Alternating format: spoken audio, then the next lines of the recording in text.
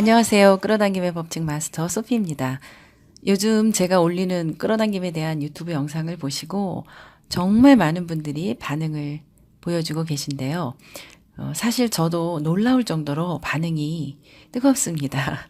진심으로 감사드립니다.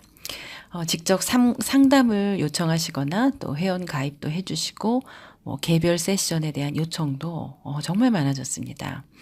그만큼 끌어당김에 대한 갈증이나 끌어당김을 현실화하기 위해서 올바른 프로세스나 방법에 대해서 궁금해하시는 부분이 컸던 것 같고요. 또 알면서도 혼자서 잘 안 되는 부분이 있다 보니까 이렇게 반응이 뜨거울 수밖에 없겠다, 이런 생각을 하게 됐습니다. 그래서 오늘은 조금 특별한 이야기를 해보겠습니다. 이 이야기는 안 믿기는 분은 안 믿어도 되는, 그러나 조금은 깊이가 있고 좀처럼 어디에서도 들을 수 없는 귀한 이야기입니다. 지금부터 시작합니다. 끌어당김 트레이닝을 할 때 가장 먼저 감사 노트를 쓰라고 합니다. 감사합니다. 행복합니다. 나는 운이 좋은 사람입니다. 이렇게 감사하기만 해도 문제가 저절로 해결됩니다. 그런데 왜 감사하면 문제가 해결되는가에 대해서는 잘 모르시는 것 같아요. 문제가 생겼을 때 그 문제를 통해서 내 영혼을 성장시키면서 더불어 그 문제도 해결하는 방법입니다. 영혼의 레벨, 영혼의 차원이 한 단계 올라가면 그 차원에서의 문제는 더 이상 생기지가 않습니다. 그러니까 이제부터 어떤 문제가 생기면 내 영혼이 성장할 수 있도록 하기 위해서 이 문제가 주어졌다라는 시각을 가져보는 건데요.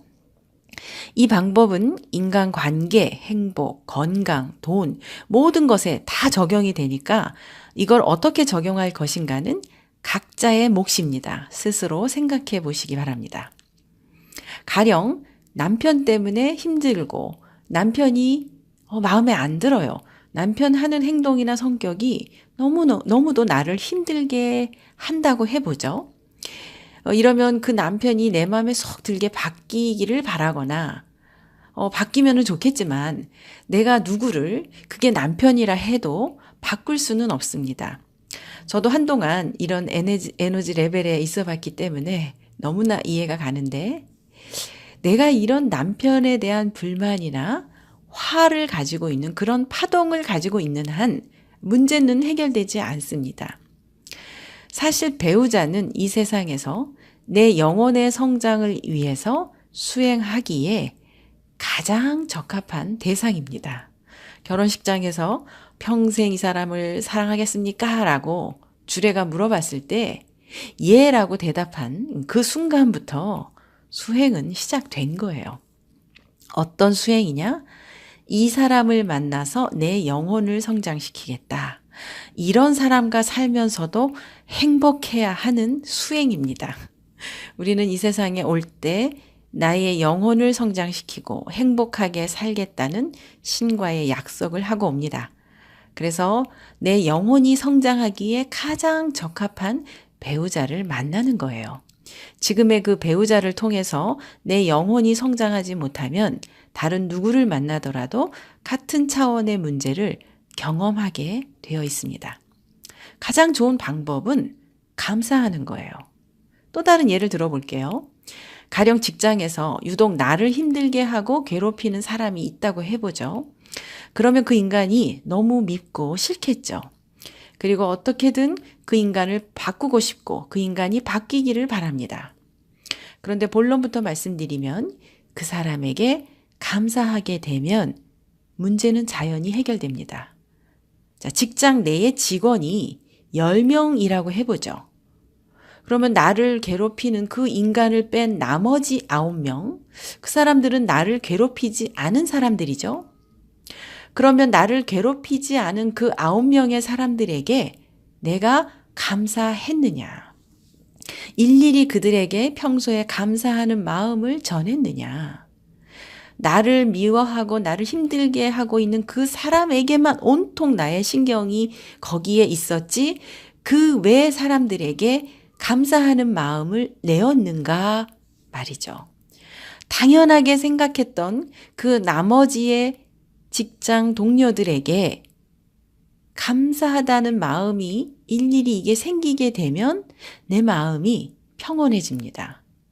그리고 나에게 이 평온함을 느끼고 또 이 감사함을 알 수 있게 해준 건 바로 그 인간 덕분인 거죠.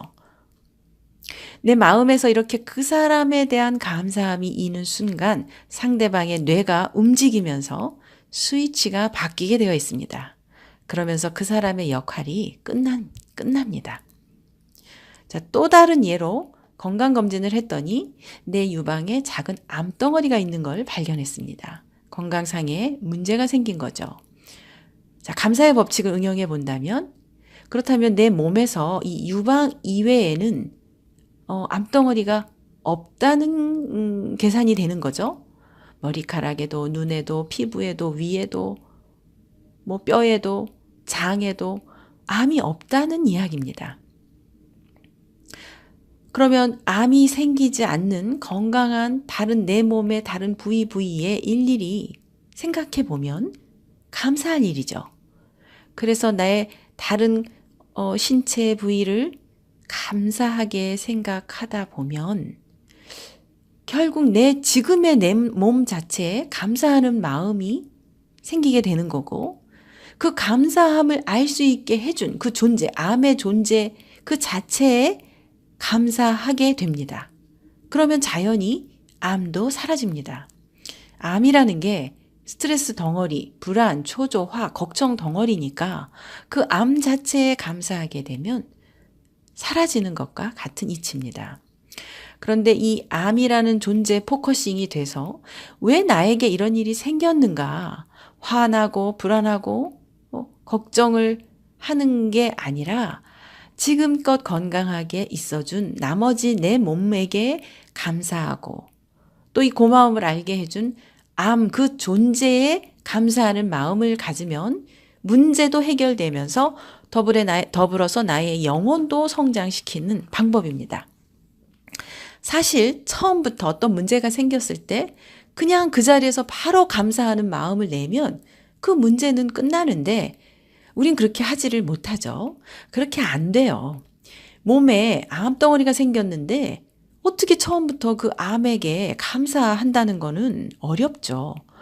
영혼의 성장 차원에서 보면 그 문제를 통해서 그 주변에 감사를 하다가 결국 그 문제 자체에 감사함을 알게 되는 그런 시스템으로 되어 있는 거예요. 이 세상이 돌아가는 시스템입니다.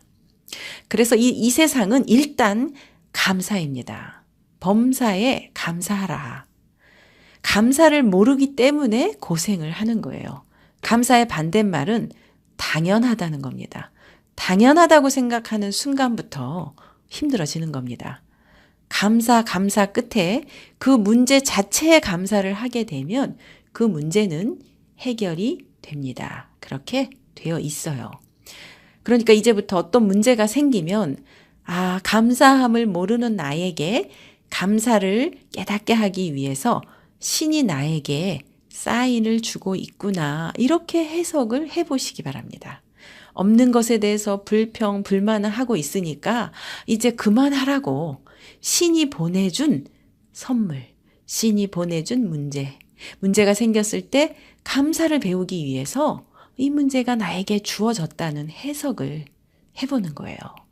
감사합니다, 고맙습니다 라고 말해야 하는 깊은 의미가 바로 여기에 있습니다.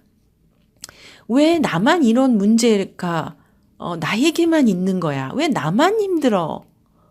이렇게 생각하는 한 감사를 모르는 파동입니다.